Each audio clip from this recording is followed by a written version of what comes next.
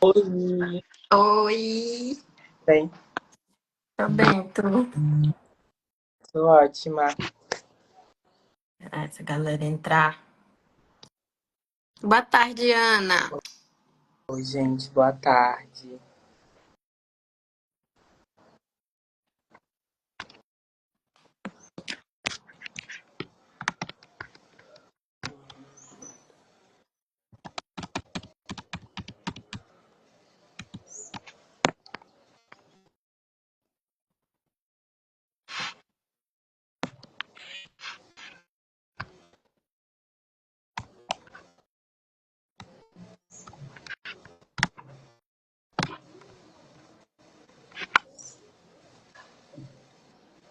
Se tiver umas 10 pessoas, a gente começa. Mas tá saindo, galera. Tá oscilando o número, né? É.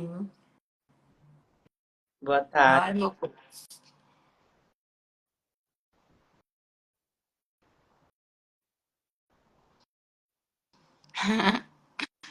Boa tarde, Gui. Boa tarde, Ivi. Boa tarde, Cris. Tá todo mundo cobrando boa tarde aqui no meu PV.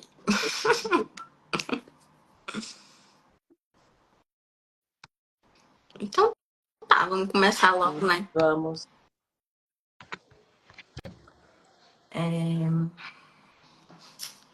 Gente, boa tarde. Eu quero agradecer a todo mundo que tá aqui na live. Tá no comecinho da live ainda, então acho que ainda vai entrar mais gente. Mas eu quero agradecer quem tá aqui. E essa é a minha primeira live do Circuito Universitário do Projeto Cinema em Movimento. Eu vou fazer 5 lives. Essa é a primeira sobre o filme Vozes Negras. O filme ele está disponível, o drive dele, no link do meu perfil e também no perfil da MPC Filmes. Vocês encontram o drive dos 5 filmes. Então, se vocês quiserem assistir os filmes em casa, todos eles têm disponível lá no perfil da MPC, tá bom? Hoje a gente vai falar sobre o filme Vozes Negras, que na verdade ele é um curta documental, né? Que fala sobre o movimento negro nacional no recorte das mulheres, né?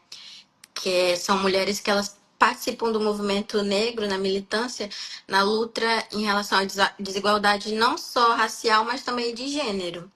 É, Elas são mulheres da década de 70 e são 3 mulheres com uma história muito própria, mas que se interlaçam. E hoje eu trouxe como convidada para ajudar a complementar esse debate a minha amiga, que eu admiro muito, Zime Ginga, que é professora graduada de Letras Português aqui na Universidade Federal do Acre, é especialista em educação das relações étnicos-raciais e história e cultura africana e é mestranda em estudos étnicos e africanos pela Universidade Federal da Bahia. Boa tarde, Zima. Boa tarde. Muito obrigada pelo convite, Júlia. Fiquei muito feliz por essa oportunidade e muito feliz também por estarmos aqui dispostas a dialogar sobre o Vozes Negras, que, enfim, por mais célere que ele seja, ele traz para a gente muitas movimentações em relação a esse movimento negro crescente, né, desde os anos 70 até os dias de hoje, para a gente pensar como que essas vozes estão aí eclodindo, como elas estão se desenvolvendo, o que, que a gente pode propor, inclusive na contemporaneidade, para pensar as novas dinâmicas do movimento negro, quer dizer, os novos recortes ou ainda as novas interseccionalidades que nós temos, possa construir esse diálogo da melhor maneira possível na tarde de hoje. Arrasou. Então, Zima, quais foram assim as tuas primeiras impressões sobre o filme, né? Quando tu assistiu, passa a fala pra ti. Então, o Vozes Negras eu achei ele muito interessante para pensar principalmente essas vozes femininas, né? Tanto a voz da Edna, da Jurema e da Sueli Carneiro, que são vozes muito importantes para o movimento negro e para a construção política da comunidade negra no nosso país. E especificamente sobre o curta-metragem, uma coisa que a gente precisa colocar como ponto principal é de fato que ele traz esse registro do ato fundacional do MNU, que é o Movimento Negro Unificado. Quer dizer, esse Movimento Negro Unificado que cria corpo a partir dessa data de 1978. E aí nós temos alguns elementos que são muito importantes para que a gente contextualize esse movimento negro unificado.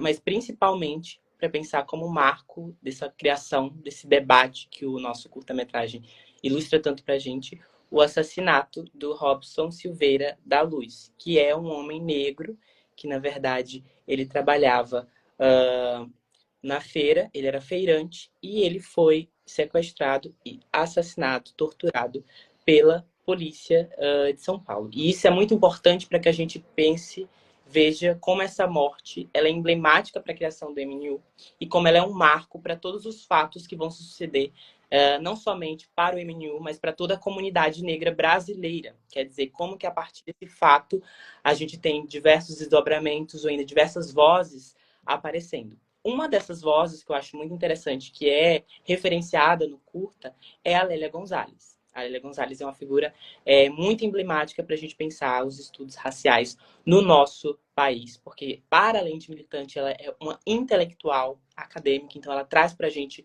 muitas análises e referências do que a gente pode conceber indispensáveis para a comunidade negra na contemporaneidade. Algo interessante também para a gente se ater é o fato de que essa morte, esse assassinato, ele foi ressignificado.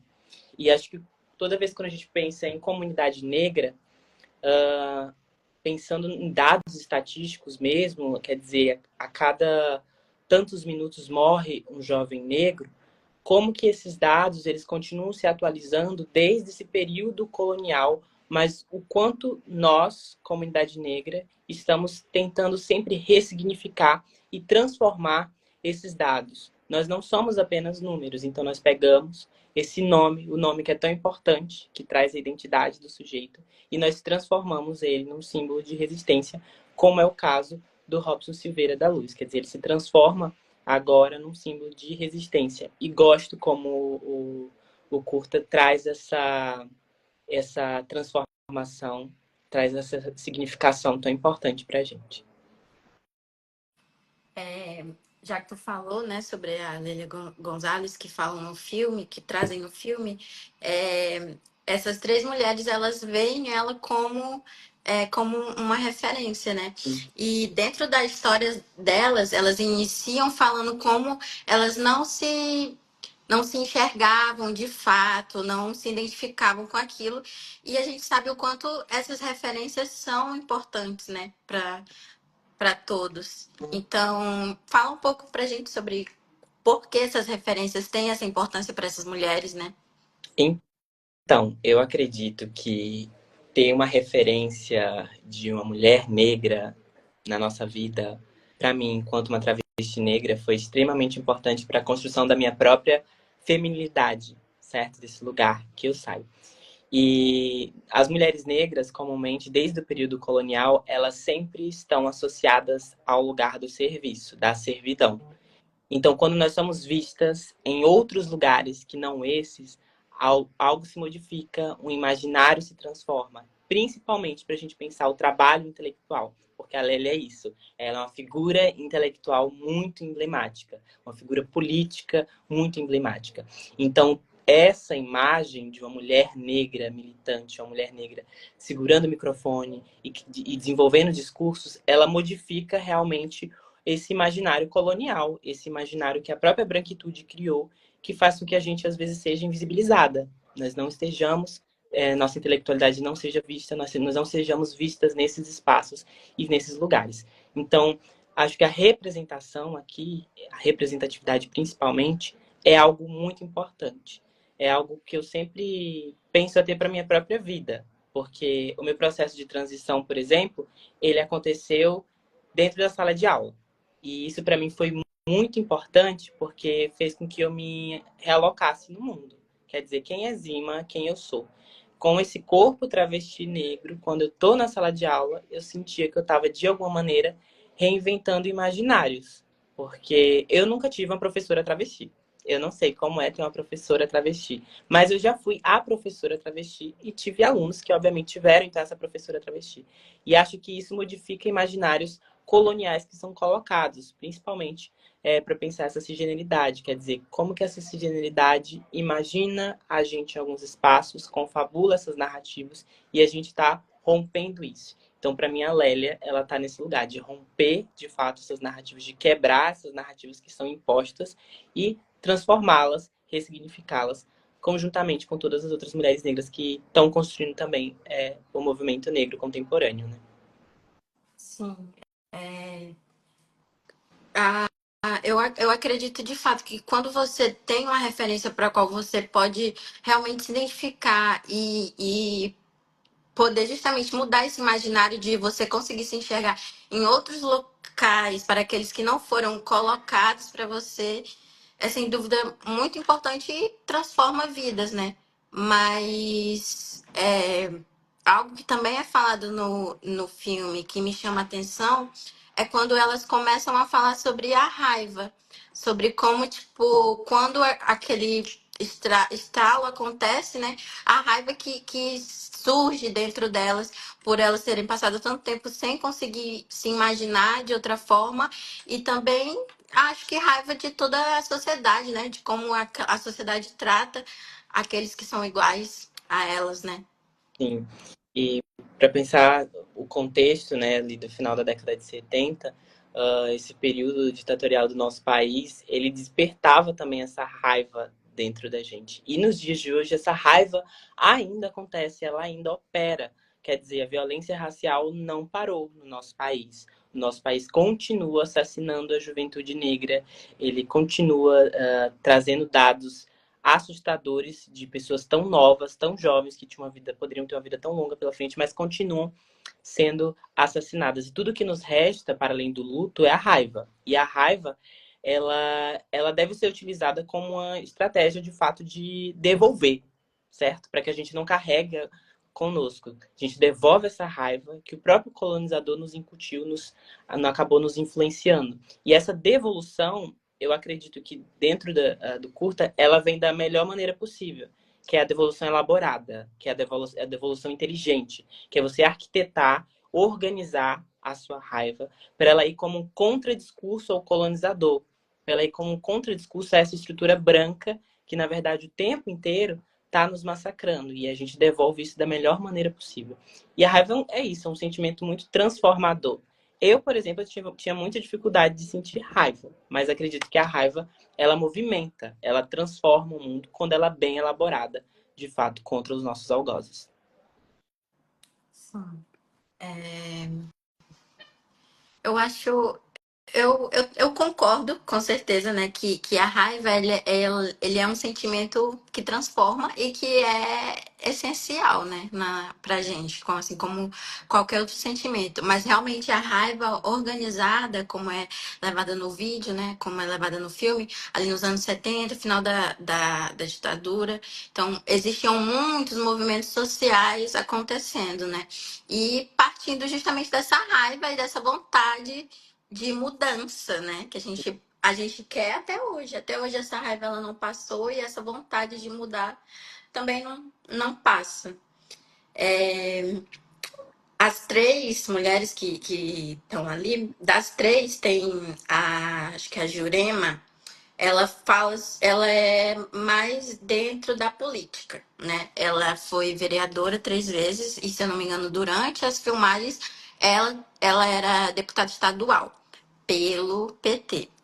O que você acha sobre essa movimentação dentro da política das mulheres? Eu achei muito interessante, na verdade, esses dados de que nos anos 70 uma mulher negra estava sendo eleita com o maior índice de votação do partido. Para mim foi um dado que eu gostei bastante, que me surpreendeu.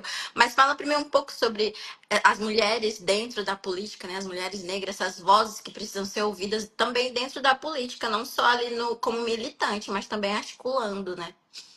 Bom, essa sua pergunta é ótima para a gente pensar, principalmente agora, nos dias de hoje, o quanto nós avançamos em algumas pautas, em algumas agências. Porque, por exemplo, atualmente nós temos a Erika Hilton, que é uma travesti negra, certo? Que está ocupando esse lugar dentro da política brasileira. E, obviamente, para isso a gente tivemos pessoas que abriram caminhos, mulheres negras no passado que abriram os caminhos para que a gente pudesse estar nesse lugar de uma construção política agora na contemporaneidade dentro desse lugar. E quando a gente pensa principalmente em mulheres negras, não somente na frente política, mas também na intelectualidade, nós percebemos que elas que, na verdade, têm construído outros imaginários para esse país extremamente racista. Quer dizer, as mulheres têm sido, de fato, um ponto de partida importantíssimo para que a gente consiga confabular, criar outras realidades, ou ainda realidades que sejam mais aceitas para os nossos corpos, para as nossas corpos.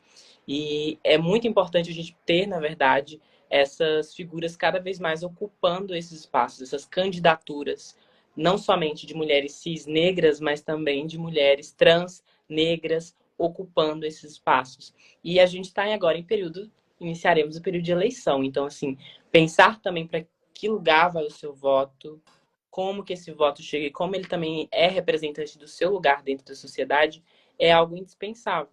Porque, de repente, uma agência negra, uma agência comprometida com o feminismo negro, quer dizer, o feminismo negro avançou muitas pautas e discussões raciais no nosso país, mas também do universo da feminilidade.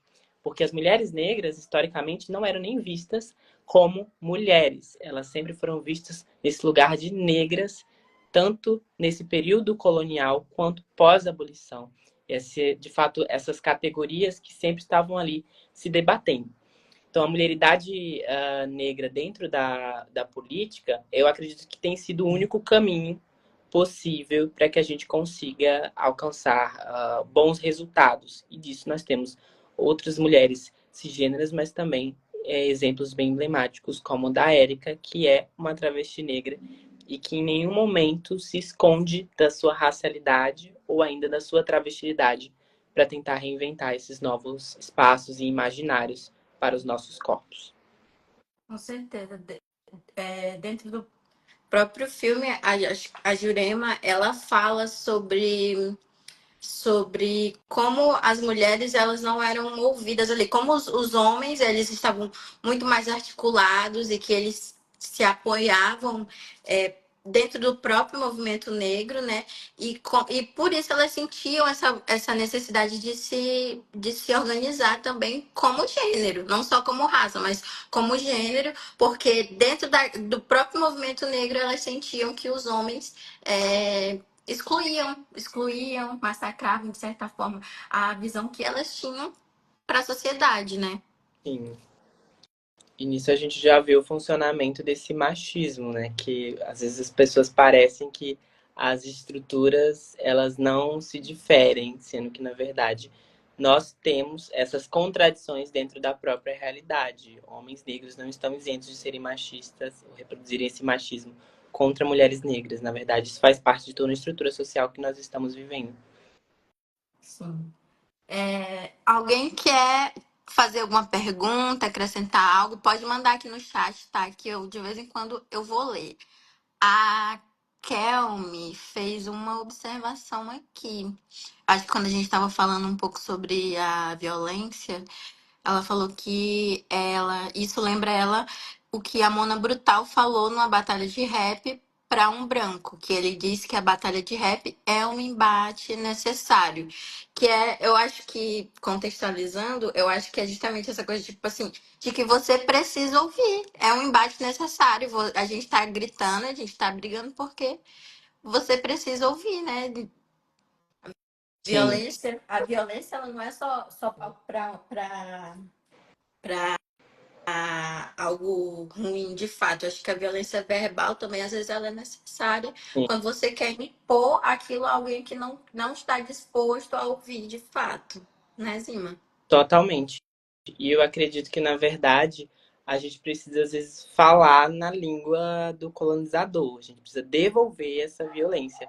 Porque parece que, historicamente, nós, povos oprimidos, grupos oprimidos, nós fomos violados. Só que se a gente revidasse todas as nossas tentativas de levante, todos os nossos revides, parece que eles foram desmoralizados pela discursividade branca. Não pela negrura, nem pelos povos indígenas, mas por essa discursividade branca que fez questão de sempre pintar a gente como vilão. Quer dizer, você não precisa se revoltar, porque nem existe racismo no Brasil. E isso é algo, por exemplo, a Jurema fala em algum momento, né?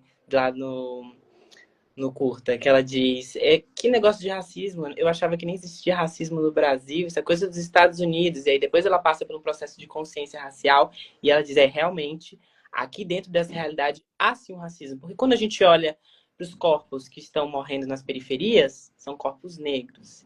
Quando a gente olha quem está acessando emprego e quem não está acessando, quando a gente começa a ver que nessa dinâmica de quem vive e de quem morre, tem sempre um corpo demarcado, então sim, há racismo no Brasil. Então a gente precisa se valer das armas que forem necessárias para a gente se lutar ou ainda se revoltar efetivamente contra isso. E nós já tivemos grandes avanços, se a gente considerar o nosso país, por exemplo, como as políticas de cota ou ainda a Lei 10.639. Quer dizer, são coisas importantíssimas que são conquistadas pelos movimentos negros desse país e que também são estratégias contra discursos, contra essa violência institucional que a gente vive até os dias de hoje.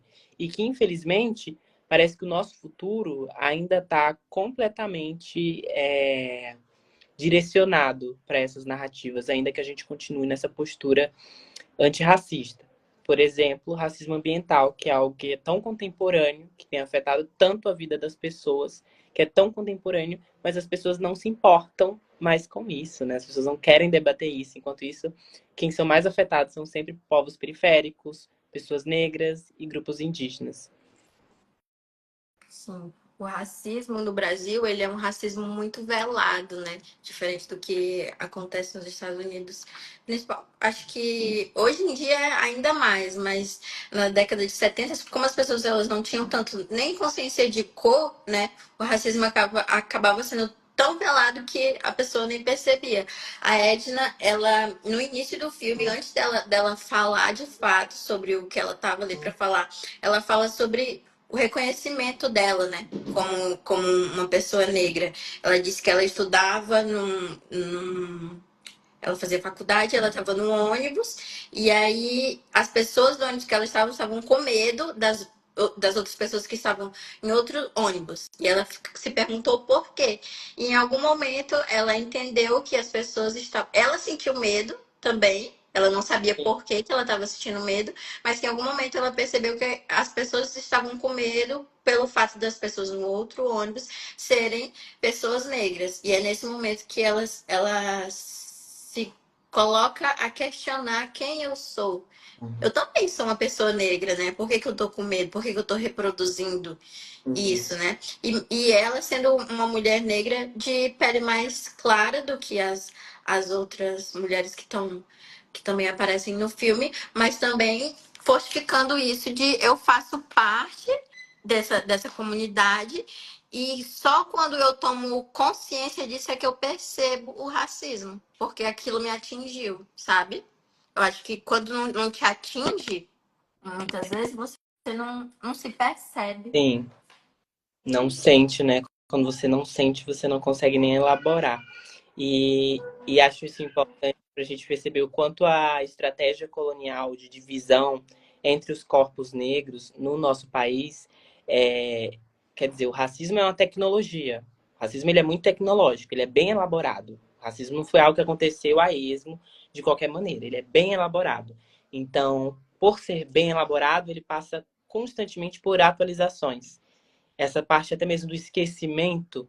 Quantas pessoas negras esquecem que são negras ou ainda, sem perceber, reproduzem essas violências contra os seus, contra as suas. E isso só mostra o quanto o racismo no nosso país, ele é muito bem demarcado, ele é muito bem institucionalizado, ele é muito bem assentado, muito bem infiltrado na mente das pessoas, criando esses imaginários de não reconhecimento, de não pertencimento. Às vezes a pessoa é negra, mas não se reconhece nesse lugar. E aí, de repente, quando a gente trata sobre esses assuntos, parece que é de uma outra realidade. Isso nem existe, isso não é verdade. Sendo que se a gente olha os dados, a gente olha para nossa própria vivência nos nossos bairros, com as pessoas que a gente convive, principalmente em bairros periféricos, quem que está morrendo, quem que está vivendo, e ainda quais as possibilidades de vida que cada um tem, a gente consegue perceber que claramente é assim essa discrepância racial. E, de fato, essa identificação, ela é importante para esse processo de emancipação. Uma coisa que a Sueli Carneiro fala, que eu acho bem interessante, é que, em alguma medida, de certa maneira, corpos racializados sentem essas opressões, mas nem todo mundo se torna um militante, que nem todo mundo precisa se tornar um militante. Não é obrigação de pessoas negras serem militantes, estarem lutando ativamente a partir de partidos políticos, organizações, grupos, seja o que for. E isso é muito importante porque tem se construído no nosso país quase uma obrigatoriedade das pessoas negras serem didáticas e explicarem, analisarem, serem quase antropólogas, né, do racismo, trazerem sempre uma análise bem direcionada para ensinar as pessoas brancas. E, na verdade, não há essa obrigatoriedade. Em nenhum momento não há uma assinatura de contrato, quer dizer, de pessoas negras para elas se comprometerem com isso. Na verdade, isso é muito mais uma estratégia da branquitude de tentar colocar pessoas negras nesse lugar da violação, de falar sobre a sua dor, de só enxergar a nossa dor e não outras possibilidades de vida. Eu trabalho com essa temática, né? Então acaba que foi o caminho que eu escolhi, falar sobre isso, tratar sobre isso, porque isso vem desde a minha trajetória da minha vida pessoal. Mas se a gente considerar que outras pessoas negras, elas não precisam ter essa obrigatoriedade nenhuma de falar sobre isso, porque muitas vezes é doloroso revisitar esse lugar. Se a gente olha para essas histórias, a gente se reconhece. E aí a gente passa por esses atravessamentos constantemente durante esses discursos, durante esses processos. Aqui me fez um comentário engraçado aqui, que foi: isso é um pouco sobre a Jojo Todinho, que é uma coisa que tá em alta, né? Agora que a Jojo, ela falou que ela é de direita e não sei o quê, que ela não deve nada pra ninguém. Eu achei muito interessante a fala da Érica em relação a isso, né? Em relação a, tipo, ela, não existe problema nenhum em existir uma pessoa negra de direita, um LGBT de direita. Problema ali na Jojo é o fato dela ter utilizado dessas pautas, né, para chegar onde ela chegou, e agora que ela tá lá, ela jogar isso pra tudo pra cima. Mas eu acho que não sei se é bem isso de a pessoa não se identificar com, de fato, com o que ela é, sabe? O que tu acha sobre a Jojo? Então, eu acredito que nós, negros, somos muito plurais. E isso é ótimo, né? Porque normalmente as pessoas esperam que a gente seja uma coisa só. E aí, quando elas veem a gente discordando, elas surtam e ficam: como assim vocês não é uma comunidade negra? Não devia ser todo mundo unido? Não devia todo mundo ter a mesma opinião? Sendo que não. Acredito que isso glorifica a diversidade humana que nós somos enquanto um grupo racial. Ainda assim, nós temos nossas demandas individuais, nós temos as nossas questões pessoais, nossas opiniões, e isso nos torna singulares, isso que nos faz humanos. Inclusive, essas diferenças é o que nos humaniza. E, de maneira nenhuma, eu concordo com o posicionamento político da Jojo Todinho, né? Porque eu sou uma travesti negra, com uma trajetória completamente diferente. E discursos como esse, discursos contra a comunidade LGBTQIA+, são discursos violentos que violam a minha existência. Mas ainda assim, consigo perceber que há essa condição de humanidade entre a gente. E se a gente não se humaniza, se a gente não consegue perceber esse grau de humanidade, de diversidade, de pluralidade que nós temos efetivamente, acaba que a gente vai criando a manutenção da violência e do próprio racismo. Quer dizer, é muito fácil pegar a Juju Todinho, crucificar ela, como a mulher preta que ela é, e demonizá-la por suas opiniões. Enquanto nós teremos homens brancos tendo opiniões muito mais problemáticas e muitas vezes não sendo julgados. E por isso que eles estão cometendo. É igual o Davi Brito. É muito fácil você chegar e julgar certas atitudes ou não sei o que, mas existe toda uma história, um contexto, uma criação, sabe? Sim. E justamente é preciso ter empatia e humanidade com todos, no meu ver, né? Os direitos humanos estão aí para isso. Entender que nós somos diversos, nós somos plurais, e acredito que o curta-metragem ele traz muito isso, né? Quer dizer, como que essas mulheres têm trajetórias plurais, diversas, cada uma dentro da sua área, dentro do seu segmento, por mais que elas tenham esses marcadores em comum, que é a racialidade e a feminilidade, suas mulheridades ali expressas de uma maneira racializada, ainda assim, elas têm suas trajetórias, suas subjetividades. Não significa que nem todas precisam concordar. Cada uma tem a sua trajetória, as suas opiniões. E isso que nos torna humanas, sabe? Uma das coisas que eu acredito que mais tem me atravessado enquanto pesquisadora, nesse momento do mestrado, é perceber o quanto nos últimos anos eu humanizei muito, me desumanizei o meu corpo, as minhas sensações, em prol do trabalho. E aí eu deixava de viver coisas que eu podia estar vivendo só para estar focada em outras coisas. Quer dizer, o próprio capitalismo desumaniza o corpo negro, o corpo periférico, o corpo travesti, o corpo feminino. É um corpo que parece que ele foi criado dentro da lógica colonial para ser explorado e violado. Ele é sempre violentado de diferentes maneiras. E quando a gente pensa na questão de gênero, mais ainda.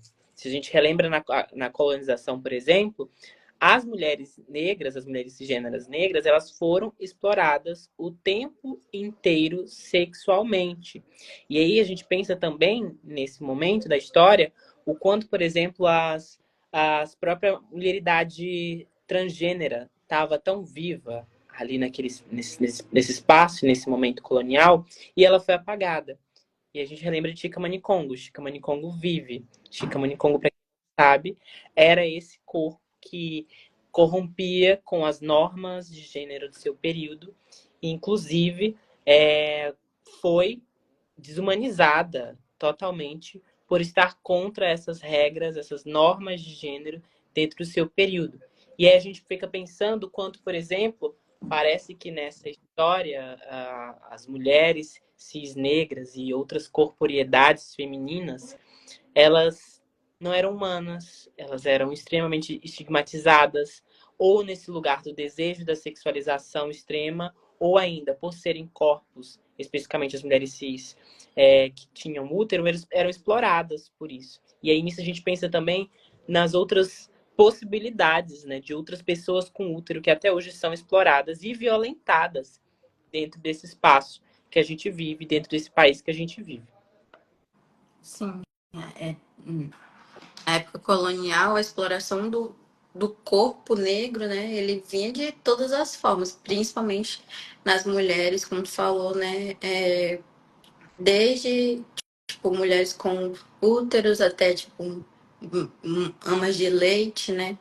E no filme, a Edna, ela fala sobre uma pesquisa que ela fez, né, que é justamente quais foram os impactos da Lei Áurea, né, quais foram as consequências, o após da Lei Áurea para essas mulheres, né? Lá no filme ela não especifica de fato, mas eu queria saber se tu tem alguma opinião, alguma ideia do que desse pós, né? Desse pós-Lei Áurea para as mulheres negras, para a comunidade negra. Nesse período colonial, a gente vai ter diferentes momentos para a gente se atentar como o corpo feminino ele estava sendo explorado de diferentes formas. E aí eu trago aqui esse livro que é A Justiça é uma Mulher Negra, da Lívia Santana Vaz, e que ela é muito conhecida, inclusive fica aí como indicação para vocês. E tem esse momento que ela vai falar sobre a lei do ventre livre, que foi um momento muito específico da nossa conjuntura, do nosso sistema legislativo brasileiro, para pensar esse primeiro momento onde esses descendentes que saem do ventre agora não necessariamente serão escravizados. E aí a gente relembra que, ainda que não escravizados, esses corpos ainda estavam sujeitos à vulnerabilidade. Então, não há nenhum interesse, de fato, reparativo ou ainda um interesse em inserção desse sujeito em sociedade. E aí, quando a gente vai para a abolição da escravatura, né, essa grande invenção que discursiva, quer dizer, parou-se, interrompeu-se a escravização no nosso país. E aí a gente pensa, o Brasil foi o último país das Américas a abolir a escravização, porque o pai era um país extremamente, ainda é um país extremamente escravocrata. E se a gente pensa nisso, para onde vão, para onde vai a feminilidade negra? Para onde ela se refugia? Porque desde o período colonial, homens negros estão sendo assassinados. E esse é um dado que está aí, que não muda. Quer dizer, esses homens negros continuam sendo perseguidos pela polícia, em abordagens truculentas, acabando muitas vezes entrando no mundo do crime por achar que essa é a única opção, ou ainda o único lugar que esses corpos acabam sendo direcionados. Tudo por conta de uma estrutura que impossibilita a ascensão. Essas mulheres negras, elas muitas vezes permanecem nesse imaginário da casa grande. Não porque elas querem, mas porque os seus corpos são direcionados a isso. Se a mulher negra cis estava lá dentro da casa grande, trabalhando nesse lugar, servindo nesse lugar da cozinha, pós-abolição, isso se reconfigura, se atualiza para a nossa classe de domésticas, de mulheres que trabalham no lar. E aí vejam, quais outras possibilidades são reinventadas? Isso não é atualização sistêmica? Não é atualização e permanência desses corpos em espaços já outros colocados? Há, sim, uma discursividade que, na verdade, se a gente se olhar bem, é o discurso da permanência. Esse corpo, ele permanece nesse mesmo lugar, mas com outros nomes, outras palavras, outros eufemismos, mas a desvalorização, precarização do trabalho continuam ali. E aí a gente relembra, por exemplo, a própria Conceição Evaristo. Conceição Evaristo, para quem não sabe, ela chegou, a boa parte da vida dela foi trabalhando em lares de famílias brancas. E aí, veja, ela, inclusive nos seus escritos, traz muito, a partir da técnica da escrevivência, um pouco desses elementos, dessa vivência dentro das casas, das diferentes violações, inclusive de seu corpo, de mulher negra. Tem um conto especificamente, fica até como indicação, que é Quantos Filhos Natalina Teve. E nesse conto, por exemplo, ela traz pra gente Natalina, que é uma jovem negra periférica, que acaba trabalhando numa casa de família, e então ela acaba se tornando quase como se fosse uma mãe biológica do filho de seu patrão. Ela é estuprada, ela é engravida, mas a criança não é dela. A criança é da patroa e do patrão. Então, vejam, isso é algo muito colonial, isso é algo que já aconteceu anteriormente e que continua acontecendo nos dias de hoje. Infelizmente, né, a mulher negra, quando não colocada nesse lugar de subversão de doméstica, de continuar trabalhando no lar, vem essa parte da hipersexualização dos seus corpos, né? Do outro achar que é dono do corpo daquela mulher. E existiu sempre vai existir não, mas existe até hoje, né? Essa, essa falta de visão entre aquilo de que realmente esse é o meu trabalho, mas você não é dono de mim por conta de que eu trabalho para você, né? E as mulheres negras, após a Lei Áurea, acho que sofreram ainda bem mais do que os homens, né? Eu acho que são sofrimentos diferentes, mas acho que a comunidade negra tá todo mundo sofrendo, sabe? Para além dessas narrativas de violência, né? Porque a gente também não é só sofrimento, mas eu acredito que o racismo ele é tão sagaz tão astuto nesse lugar de direcionar dores específicas para cada corpo. Porque, por exemplo, quando a gente tem um Entendi. corpo preto assassinado, quem chora a morte desse corpo preto? As mães, as esposas, as filhas. Então, tem Continua outros sendo lados, sofrimento. são muitos Uhum. sofrimentos também que choram a morte desse homem preto. E aí a gente tem diferentes dores, obviamente, mas cada uma muito direcionada por isso. Aí as mulheres negras são direcionadas a viverem o eterno luto do que é perder um filho, do que é perder um esposo, do que é perder um irmão, um pai, enfim, diferentes perdas. E isso é muito colonial. Isso é muito colonial, porque na verdade isso vem de muito tempo atrás, essa segmentação, essa repetição de fato dessa história. Ó, a Kelmy, lê aí, tu viu o que a Kelmy mandou? Não, eu não tô conseguindo ver, Ela, infelizmente. ela falou: Você é hoje uma das militantes travestis e negras do Acre que eu venho acompanhando mais. Manda um beijinho pra ela. Ah, obrigada, Kelmy. Fico muito feliz em ouvir isso. Uma das coisas que eu acho que mais, na minha trajetória enquanto travesti negra, que eu acho que foi mais importante foi o apoio, o suporte de pessoas que acreditavam naquilo que eu estava falando e acreditavam naquilo que eu estava fazendo. Muitas vezes eu não tinha quase ninguém comigo. E assim, eu perdi todas as minhas amizades brancas, com exceção da Júlia, que foi a única que perdeu na minha vida, de fato, me apoiando. Mas esse lugar de fato do isolamento, inclusive quanto um corpo travesti acadêmico dentro das academias brasileiras. E se a gente olha, por exemplo, para a própria mulheridade negra, também ela passa por esse isolamento. As nossas intelectuais negras contemporâneas estão isoladas, elas estão sozinhas dentro das academias, que é um ambiente extremamente masculino e extremamente branco. Então, assim, elas sofrem também com isso. Todos esses lugares que, na verdade, a feminilidade negra está construindo é muito por esse processo de resistência, porque a resistência não parou. Nós não paramos, nós continuamos resistindo, se opondo a essas violências. E às vezes é solitário, mas é muito rentável também, né? Quer dizer, outros possíveis futuros que a gente está construindo nesse processo. Hum. É, eu, como uma mulher branca, muitas vezes eu me sinto muito ignorante, sabe? Conversando sobre certas temáticas. Mas, para mim, uma das melhores experiências que eu tive foi justamente, tipo, me manter perto de ti, justamente para aprender e para ouvir, porque te ouvir falar é o que me faz ter mais essa sensação de que, tipo, tá tudo bem, eu ouvi, eu só ouvi-la, né?